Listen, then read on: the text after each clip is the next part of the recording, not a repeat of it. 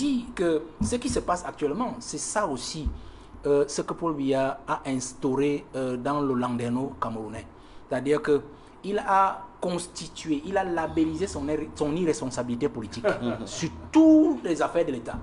Et c'est comme ça qu'Ahidjo fonctionne. Il a labellisé son irresponsabilité politique. Oui. C'est-à-dire que quand tout va bien, c'est lui. Quand tout va mal, quand ça a échoué, que tout va mal, non, c'est les autres. Mais regardez simplement, un ministre, Biya ne lui a jamais rien demandé, il va inaugurer un point d'eau, il dit un don du président de la République, Biya ne connaît même pas l'affaire là. Un ministre va faire ceci, il dit sur instruction du président de la République, Biya ne connaît même pas l'affaire là. Alors qu'il est dans l'accomplissement de les missions régaliennes de son département ministériel. Vous comprenez? Mais quand ça va mal, là, vous n'entendez pas que c'est sur haute instruction de Paul Biya que nous avons mal fait.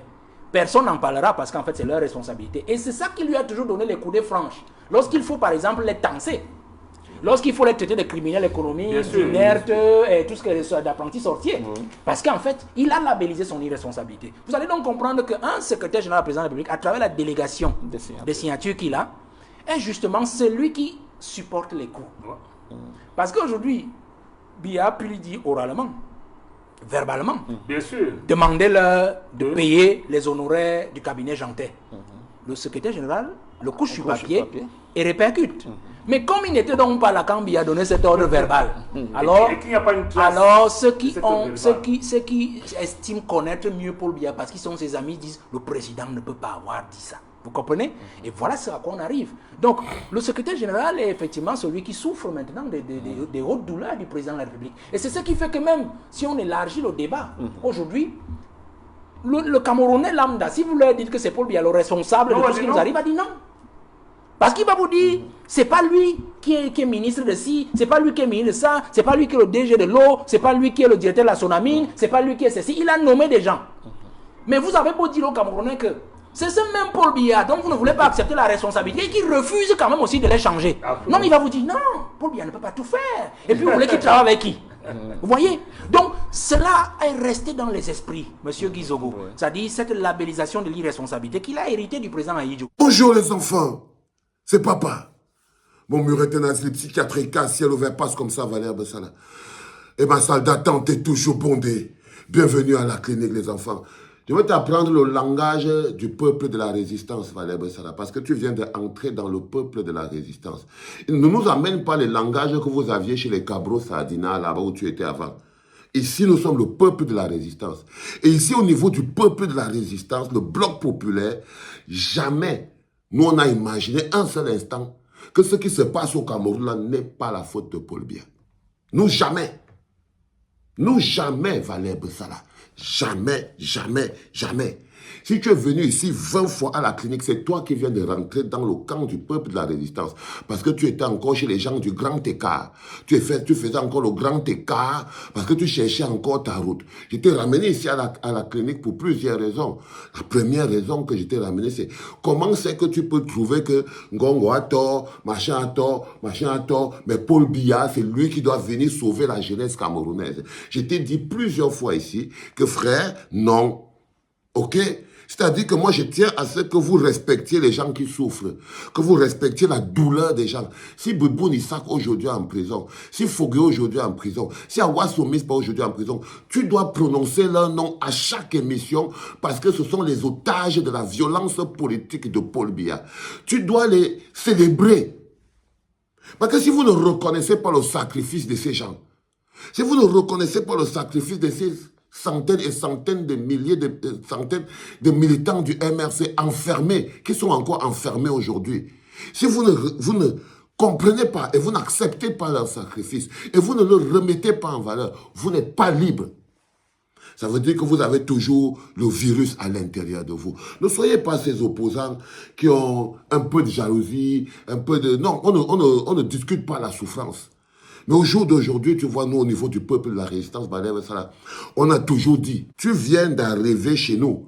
Chez nous, on a toujours dit que le seul et unique responsable de la situation du Cameroun, c'est Paul Biya. Qu'en 2025, octobre, comme on est en train de partir là, c'est le peuple camerounais contre Paul Biya. Parce que nous sommes ses otages. Le peuple camerounais est otage de Paul Biya. Le Cameroun est une prison à ciel ouvert. Et Pomba en est le gardien et l'otage. Nous sommes ses otages. Le peuple camerounais, tout le peuple camerounais tout entier. Et à l'intérieur, vous avez donc, et les ministres GP, qu'est-ce qu'on en a à foutre? Les bagarres entre Ngongo et Laurent Esso ne nous concernent pas, frérot. C'est les bagarres de créatures. Ce sont les bagarres de créatures. Celui que tu viens nous appeler là ici, le ministre d'État, secrétaire général à la présidence, Ferdinand Ngongo, qu'est-ce qu'on en a à foutre? Qu'est-ce que tu crois qu'on en a à foutre, frère? Ministre d'État, secrétaire général à la présidence, Ferdinand Ngongo. C'est tout ce qu'il gagne. Qu'on appelle son nom avec des milliers de titres avant. Pour qu'on ne respire plus. Pour qu'on n'ait plus l'air pour respirer. Ministre d'État, secrétaire général à la présidence, Ferdinand Ngongo a toujours les problèmes avec l'autre vieillard, Laurent Esso. Tout le monde avait toujours la délégation des signatures. Je vais t'expliquer pourquoi la délégation permanente des signatures fait bruit en ce moment. Parce que c'était le mandat de trop. La délégation permanente des signatures fait bruit, même si les autres en ont bénéficié avant. Elle fait bruit en ce moment, dans le cas du ministre secrétaire général à la présidence, ministre d'État Ferdinand Ngongo, parce que c'était le mandat de trop, parce que le vol était trop flagrant. Parce que le vol était trop flagrant. Parce que même le ciel là-haut commençait à se demander que les enfants qui sont au Cameroun là, c'est aussi les enfants de quelqu'un, c'est aussi les créatures de quelqu'un. C'est aussi les créatures de quelqu'un. Et nous, au niveau du peuple de la résistance, nous tenons à ce que nos souffrances soient le carburant qui anime nos actes. Nous ne pouvons pas avoir la force de lutter contre Paul Biya sans regarder nos blessés, sans nous regarder nos soldats tomber, sans que ce soit ça qui soit la motivation qui nous pousse à aller 10 fois plus loin. Parce que tant que Bibou Nissak est en prison, on ne peut pas, nous, être un peuple libre. Pareil pour Alain Foguet. Pareil pour Alain Foguet. Si ces gens sont en prison aujourd'hui, les Awasoum et tout le reste, qui ont pris 7 ans, je ne supporte pas que quelqu'un qui puisse venir, tombe d'accord avec nous, arrive là, nous trouver là où on était, et ne comprend pas que si tu veux prendre ton train dans le bateau de la résistance, on a des soldats à honorer. On a des grands hommes et des soldats qui ont payé déjà le prix que vous avez refusé de payer. Ne venez pas donner aux gens les leçons de résistance. Si vous prenez votre train, vous le prenez, et vous montez dedans. Excusez-moi les enfants. Vous savez, il y a les matins comme ça, là, où j'aime que les choses soient claires. Parce que la bagarre à laquelle on parle, on va parler en rang dispersé. Soit en ce moment précis, chacun prend son train. On ne va pas venir donner les leçons aux gens. Tu ne vas pas faire que tu apprends une leçon lundi. Tu veux venir apprendre ça aux gens qui apprennent cette leçon aux gens depuis plus de 20 ans. Non. Je suis désolé, Valère Bessala. Ça a toujours été ça. Ça a toujours été ça. C'est-à-dire qu'aujourd'hui, venez nous parler de secrétaire général à la présidence Ferdinand Ngongo qui a bénéficié de la permanence d'un truc qui est proche de Paul Biya et des micmacs avec Laurent Esso, patati, patata, crois-moi frère. Ça c'est les délits. Les bagarres entre Ngongo et Laurent Esso n'intéressent pas le peuple. Ce sont les luttes de créatures. Les hommes qui n'ont pas de valeur, qui sont manipulés par un vieillard. C'est des bagarres de 2 hommes sans valeur manipulés par un plus vieillard qui les bloque parce que voilà, c'est des voleurs, ils sont voraces, ils n'ont pas de classe, ils n'ont pas de grandeur. Tu vas pas nous dire qu'il y a une incompréhension entre Ngongo et je ne sais pas moi qui, Laurent Esso. Non, on s'en fout de ces incompréhensions parce que ce sont des luttes de créatures. Tu vois ce que je veux dire, frère? Ce sont des luttes de créatures. Et les luttes de créatures ne concernent pas le peuple. Parce que le peuple, en ce moment, veut se libérer de leur créateur. De leur créateur. Il est important que, comme tu es le guide de jouvence, là, tu as expliqué à ta jouvencelle que ce qui se passe en ce moment, en 2025, c'est la lutte de la jeunesse camerounaise, le peuple camerounais, contre Paul Biya. Parce que la personne qui manipule, qui tire les ficelles, et ce n'est pas toi qui nous dis ça. On dit ça ici à la clinique. Tu dois commencer ta phrase en disant « Hey, je devais comprendre Valsero ».